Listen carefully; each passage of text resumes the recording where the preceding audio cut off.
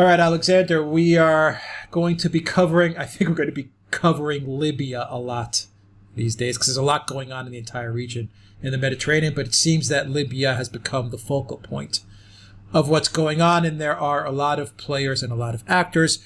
We just put up a video with what's going on with Egypt and Turkey and the proxy war in Libya that is escalating, but we have a very big player in that region, and that is France. And Macron said some pretty strong words to Turkey, condemning them for their actions in Libya. He also blasted Russia as well for what Russia, I don't want to say what Russia is doing in Libya, but the fact that Russia is taking a very light-handed approach in dealing with Erdogan and what he's doing in the region. So get into what Macron said and how you see the situation brewing in the Mediterranean and in Libya. Let me just give a quick note to say that Macron made these statements at the Elysee Palace, where he was joined with his Cypriot counterpart. And Cyprus is also a player in this mess.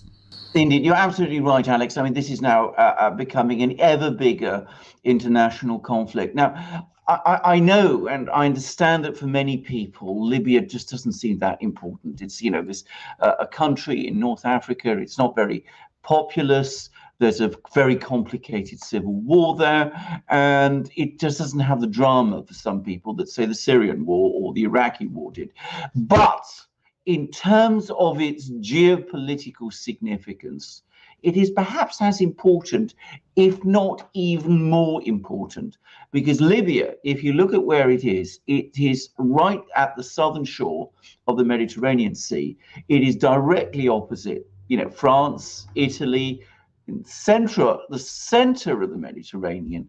And for these countries, it is incredibly sensitive. And if you're talking about Greece, if you're talking about Cyprus, the establishment of Turkish presence in Libya and the establishment, if you like, of the Turkish proxy regime in Libya means that the Turks are able to make claims to a huge expanse of territorial waters with Libyan support, which outflanks Greece and Cyprus and interrupts their energy projects.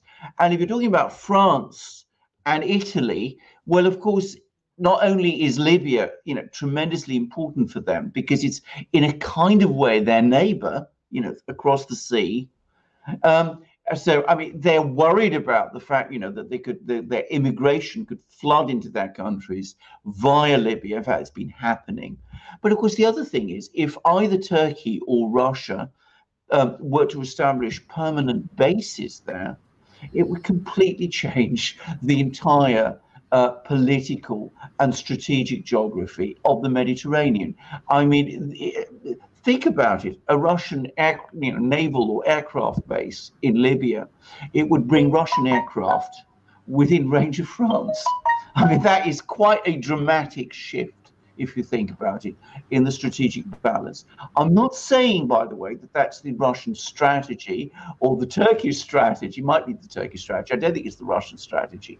But you can understand why the French, especially, are so nervous about it.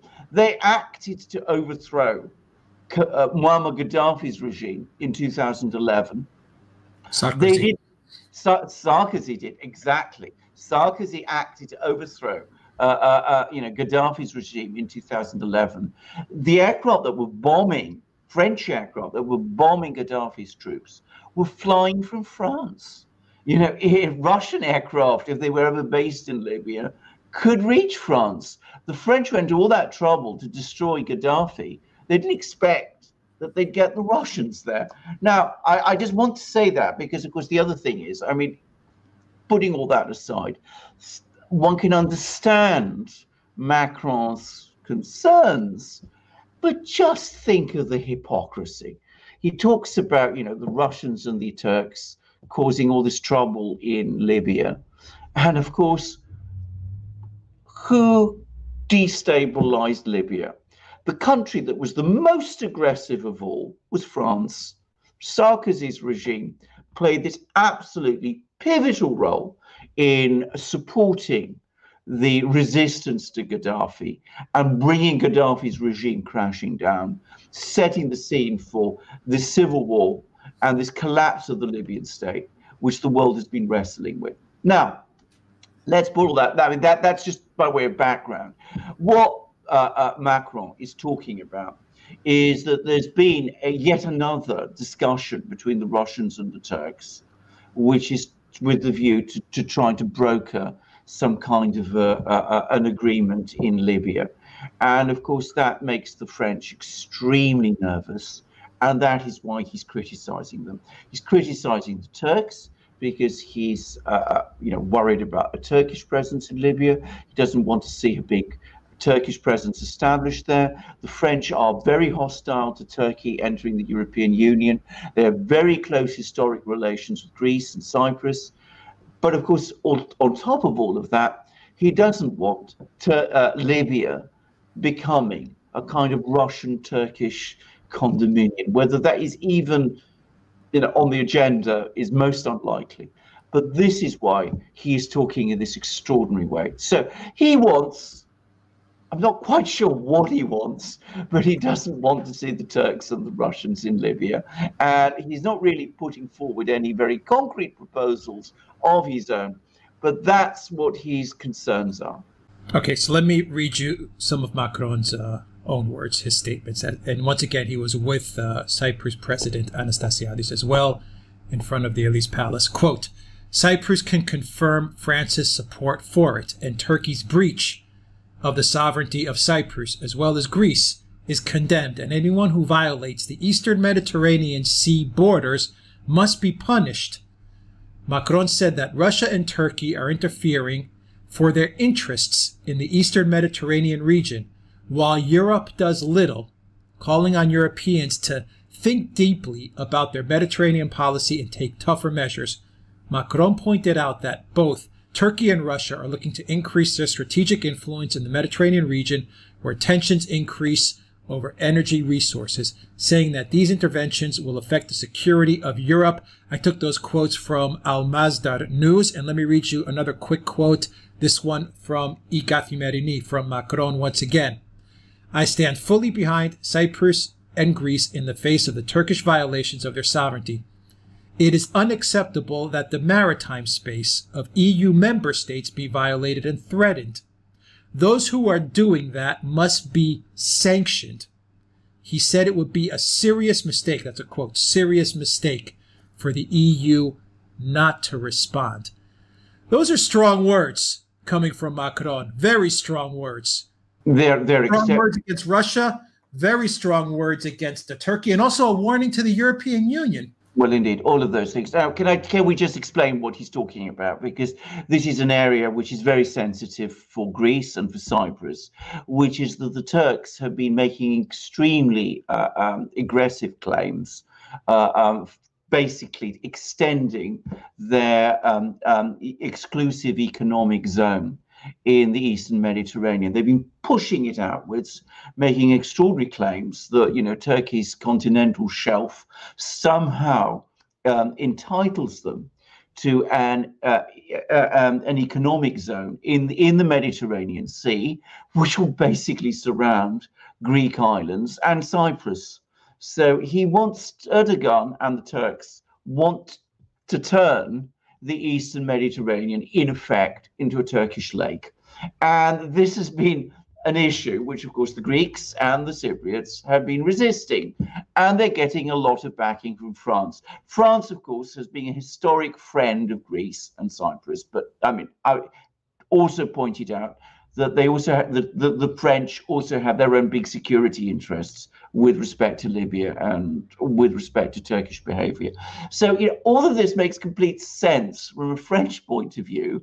I think it also makes complete sense from a legal point of view. I've seen arguments, that the Turks are saying that, that their continental shelf entitles them to push their exclusive economic zone far beyond Greek islands and to encircle Cyprus. I mean, I have to say, I think that's absolute nonsense. I think that legally it doesn't stand up at all. I think it's ever taken to the international court in The Hague, that the World Court, that would be completely thrown out. I think it completely misunderstands and misrepresents the law on the sea. And I think that the Turks and Erdogan are being incredibly aggressive about this. And of course, what the European Union has been saying is that, the Turks, if they really believe in this case, should actually take it to the court, which the Turks, of course, have not done, because they know perfectly well that they don't have a legal case there. But having said all of this, what is Macron actually going to do? What is he going to do to resist Turkey? Now, he talks about sanctions, hugely powerful words. Will the EU, because it has to be the EU, actually impose sanctions on Turkey?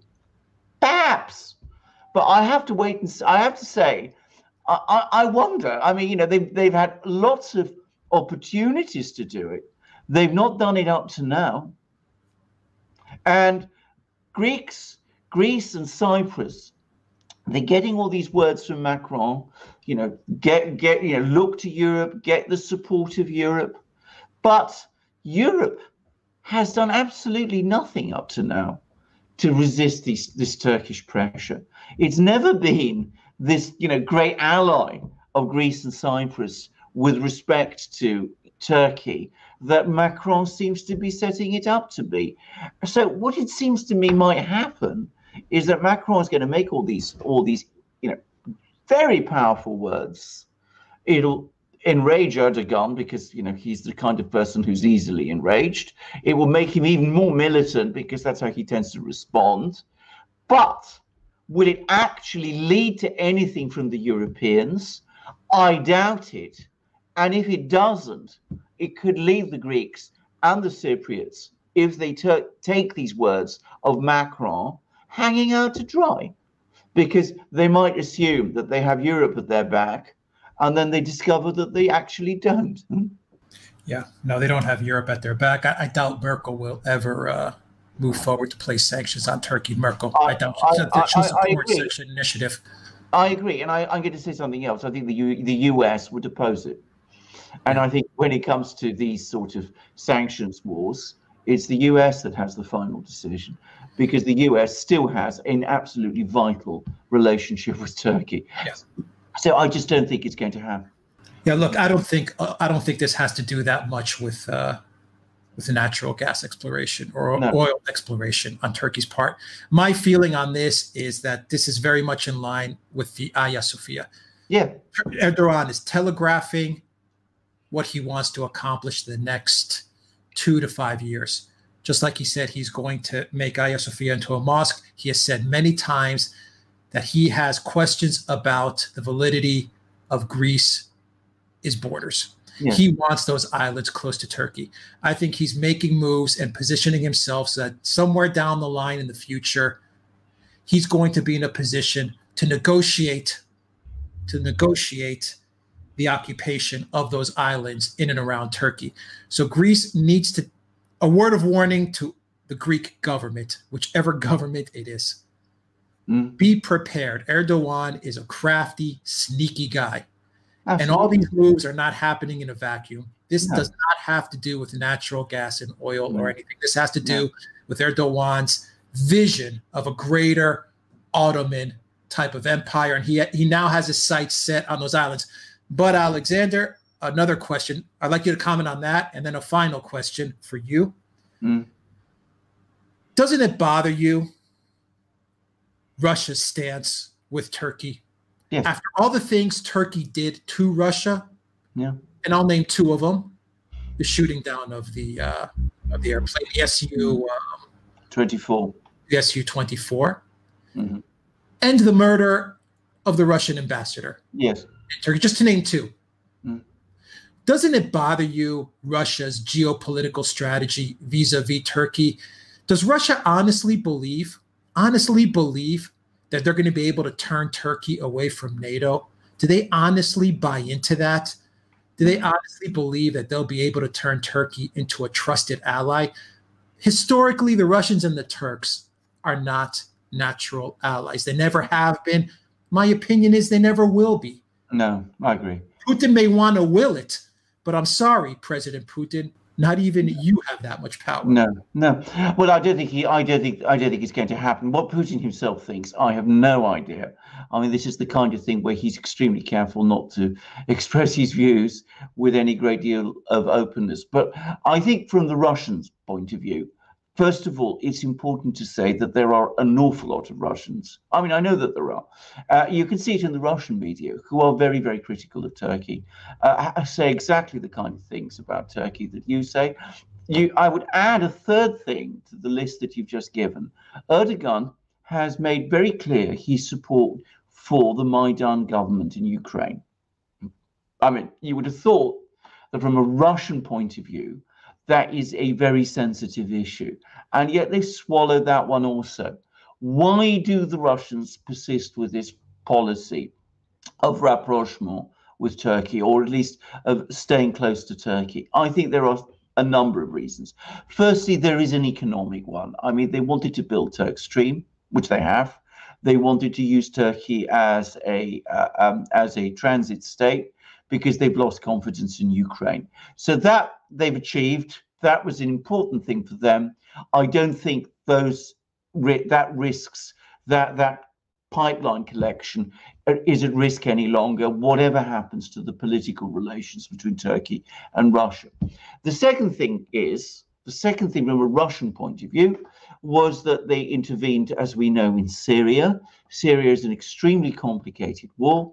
And I think they calculate that if they're going to stabilize Syria for the long term, they need at least some degree of Turkish compliance. Because otherwise, if the Turks are completely hostile to what the Russians are trying to do in Syria, then the conflict in Syria becomes a lot more complicated, because then the jihadi fighters in Syria have a secure base area and they could be turned against Russia. So Erdogan has that lever over the Russians, which he has been playing.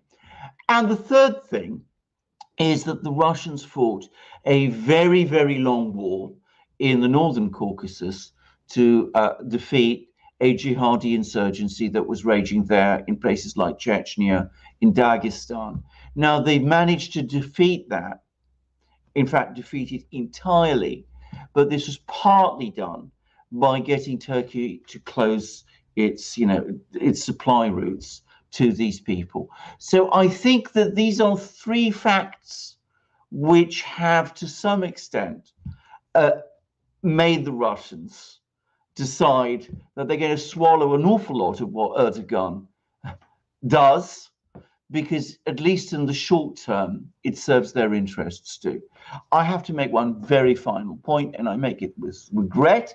I think Greece, especially under Mr. Tsipras, played its diplomatic games with Russia very, very badly.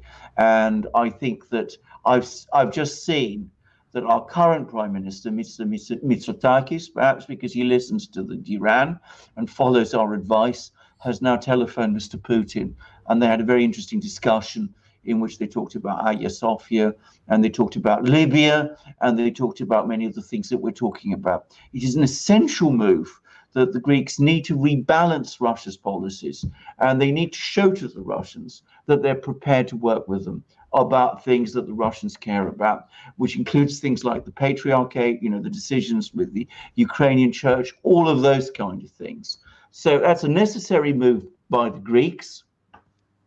But overall, there is still all of those factors that I was talking about mean that the Russians are going to be careful in their handling of the Turks. What about the NATO factor? I don't think the Russians really expect Turkey to leave NATO. And I think this is I know there are some people in Russia who talk like that. I mean, Alexander Dugin, you know, the person we sometimes hear our viewers mention, he's very pro-Turkish for some reason. I've never understood why. And he believes that Turkey is this, you know, civilizational state, somehow hostile to the West, and, you know, that he can somehow draw it into this Eurasianist world and turn it against NATO.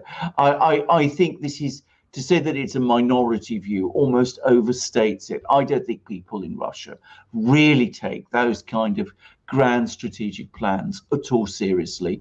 I think for the moment, they understand, or at least they think they have to work with Turkey. I think from their point of view, they're very cold-blooded calculus. Russians are very cold-blooded in the way they conduct diplomacy. They're very cold-blooded calculus. It's worked for them so far. It means that Syria, the Assad government has been stabilized in Syria. It's been able to expand its areas of control. They've got Turk Stream. They've stabilized the Northern Caucasus. But these grand strategic plans of drawing Turkey away from NATO, breaking its connection to the United States, pulling it into the Eurasian orbit, I think anybody in Moscow of any real importance believes any of that. All right, and the wild card in all of this that may ruin Turkey's plans in Libya and the region may actually come from Egypt instead of France? Yes, absolutely. And Egypt, we've discussed this in our, you know, in another video, but of course, Egypt has a much more powerful position to intervene in Libya than Turkey actually does, because of course it's got geography on its side. I mean, it's actually borders on Libya, and it doesn't just border on Libya, but Egypt is an Arab state and Turkey is an Arab state. So there are those cultural and ethnic affinities which Turkey doesn't have. Turkey is far away, you know, relatively speaking.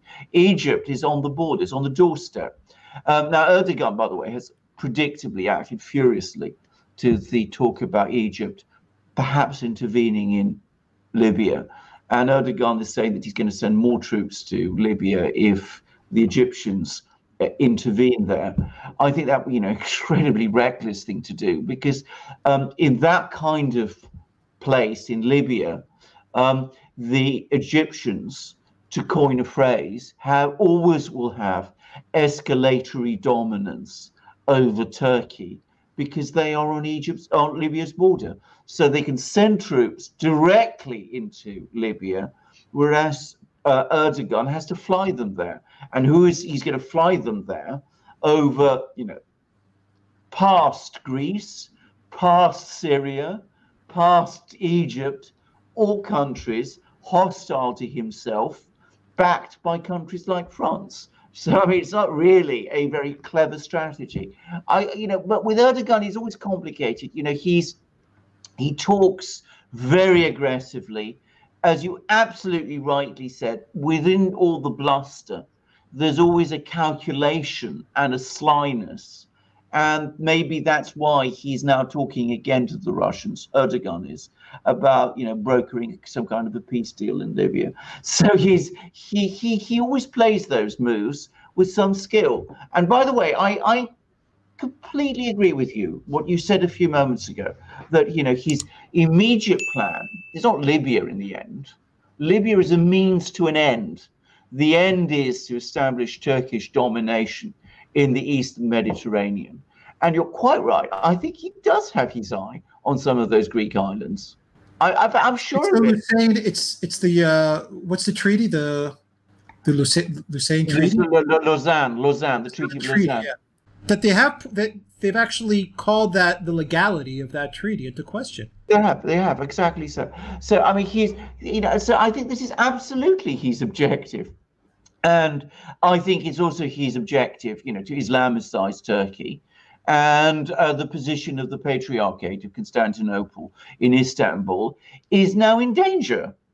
A fact which I think many people in Greece don't seem to grasp, but it's very inconsistent with the kind of policies that Erdogan is now following. Can I just say something? I think a lot of people in Greece and elsewhere are getting this very mixed up with the old Ottoman Empire. The old Ottoman Empire was a massive multinational, multi-confessional empire. Of course, the government was Muslim, and it was a Muslim empire at some level, but it had many, many Christians in it.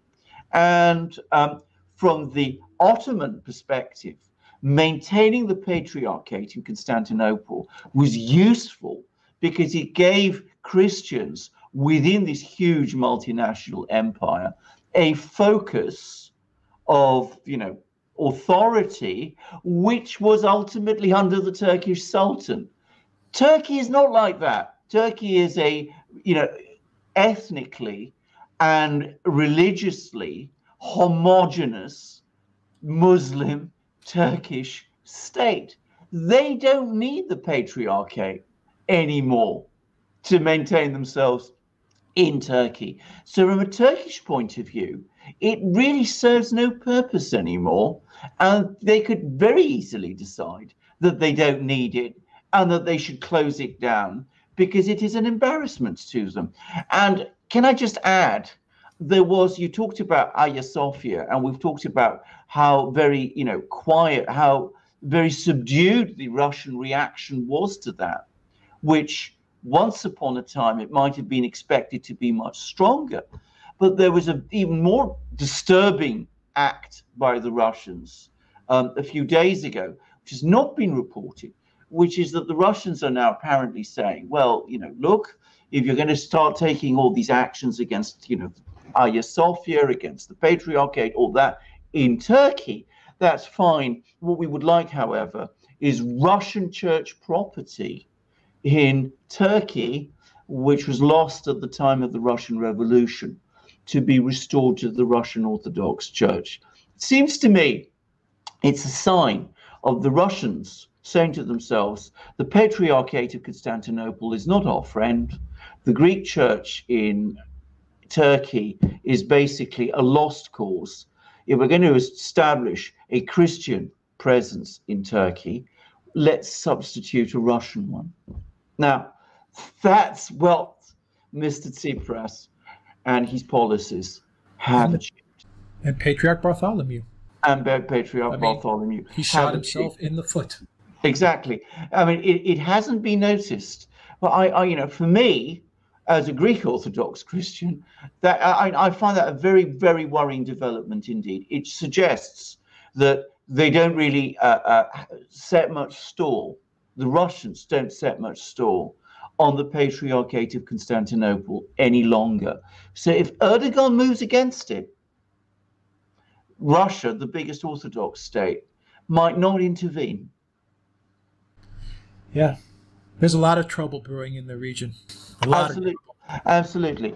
And it seems to me, Cyprus, to some extent Greece, are starting maybe to wake up to the implications of this, and are perhaps, Mitsotakis has now spoken to Putin. So yeah, they're taking very, very, very late in the day certain steps, but I still don't think they really understand how dangerous this game is for them. And I come back to what I said earlier in our program. Relying on the Europeans isn't going to help you. They're not going to be there for you when you need them. Monsieur Macron can come to Cyprus. He wasn't in Cyprus, he was in the Elysee, but he can say all sorts of brave things about sanctions and Europe standing firm and all of that. But, at the end of the day, he's not on the front line, and it's not his decision. The decision will not be made in Paris. It will be made in Washington and in Berlin. And I don't really see that decision being made on his behalf. And I think any Greek and any Greek Cypriot who counts on it is deluding themselves. Yeah, Europe is going to sanction Hungary or Poland before they sanction That's absolutely Turkey. true.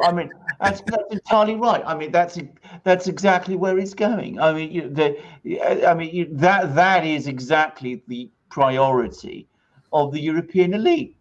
Yeah. They are far more concerned about people like Orban and the Duda and Kaczynski than they are about what happens in Turkey and Greece.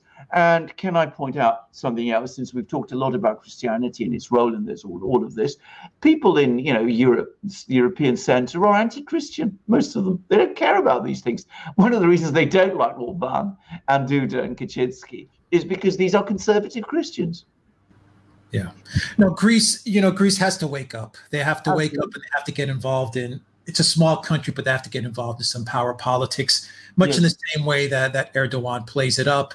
The Greek government needs to play it up, and they need to get involved with Russia. They need to get involved with China, with the United States, and they need to get in the freaking game, because they're always on their back foot, and they always run crawling, hat in hand, like a bunch of weak simps to the European Union. Yes. And the European Union just gives a lot of lip service. Exactly. But they're doing absolutely nothing. Nothing. Exactly. They won't do anything at all. I mean, all they will do is enrage Erdogan, embolden him, and leave Greece and Cyprus hanging out to dry. I mean, that's what they will always do. I mean, think of it. If we go back in time, so many things have happened in the Eastern Mediterranean. There have been so many confrontations between Greece and Turkey, and Cyprus and Turkey. And what has the European Union done? And what has it actually achieved on behalf of Cyprus and Greece? I can't see it. Yeah.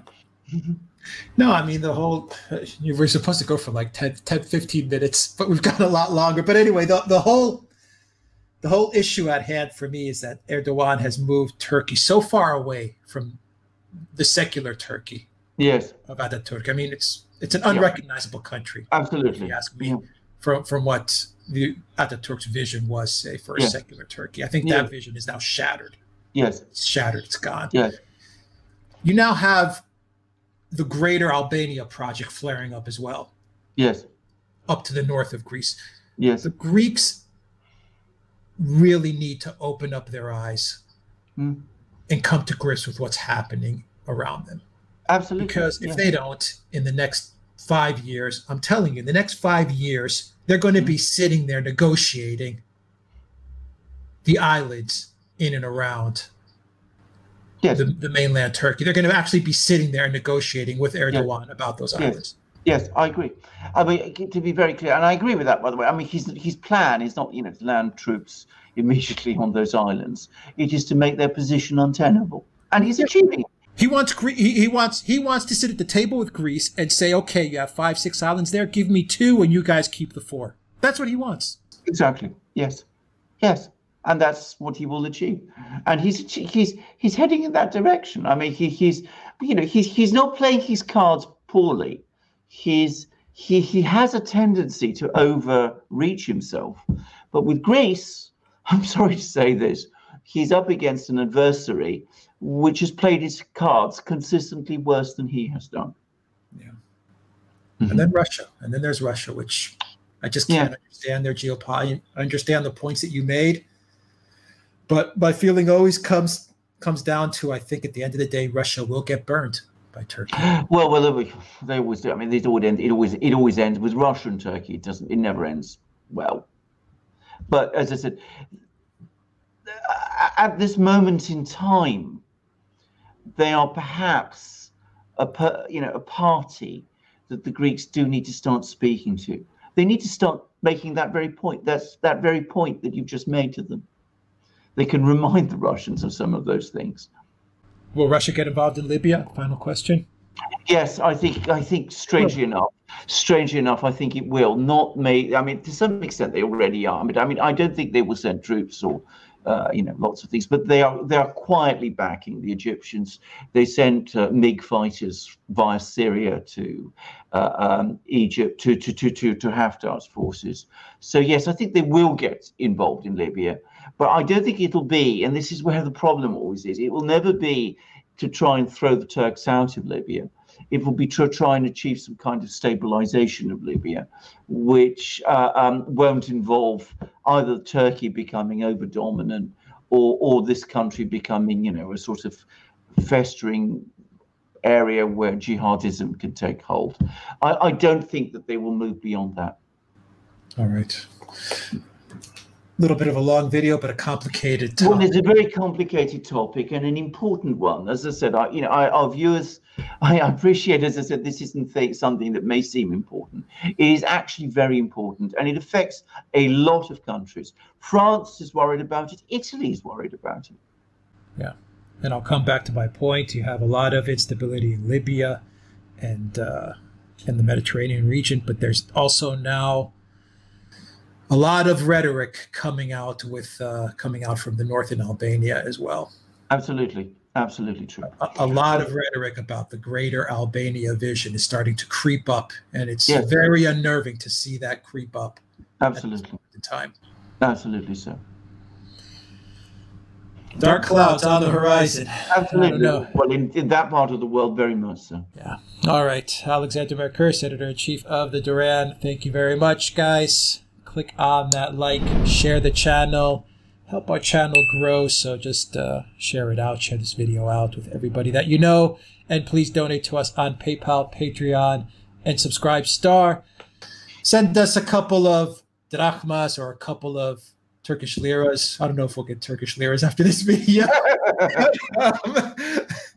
You know, send us some money to help out this channel as well. And go to the Duran shop, pick up a magic mug. I've got the country on my mug right now, which we didn't talk about, and their involvement in Libya, actually. Or if they didn't want to get involved in Libya outside of what Hillary Clinton did to the country. Well, indeed. I mean, I've got it too, by the way. And yes, I think the United States will be involved, if only because the United States is always involved at some level. They're always there. And, of course, here's Greece, which is the other country we've been talking about. And by the way, on Turkish lira, can I also say there's lots of people in Turkey who are not persuaded of the wisdom of Erdogan's policies. And, you know, there are people who still are committed to the Kemal's trajectory of a peaceful Turkey with peaceful neighbors and basically a secular Turkey. And there have been times when Greece and Turkey have been very good friends. And we've talked in other programs about, Kemal and İnönü, who was the Turkish foreign minister, very, very great friends with Venizelos, the Greek prime minister in the 30s. And there were even a time when they were allies. So, you know, it's not something that's baked in the cake, if I can put it like that. But there's Greece, and there's Britain as well, from which I've been drinking tea. The best mugs in the world, as we've often said. If you go to our shop, you will find even better ones now, dare I say it, enameled ones at least, maybe not better, but, you know, even more glamorous looking. You'll find our amazing shirts. You find that our amazing shirts are now increasing in variety. Alex has been refreshing our shop wonderfully with new merchandise and new products. You find all our wonderful shirts there. You find hats, hoodies, and stickers there. You'll find an expanding gallery of ebooks. All of these things are available for you to buy. You can be the proud owner, and you can support the Duran too by buying from our shop, so that we can provide you with the kind of in-depth, detailed analysis that we have just done in this very complicated video. So come to our shop. Alex will tell you how. Just go to theduranshop.com. You'll find the link in the description box down below. Alexander Mercouris, thank you very much. Until next time, everybody, take care.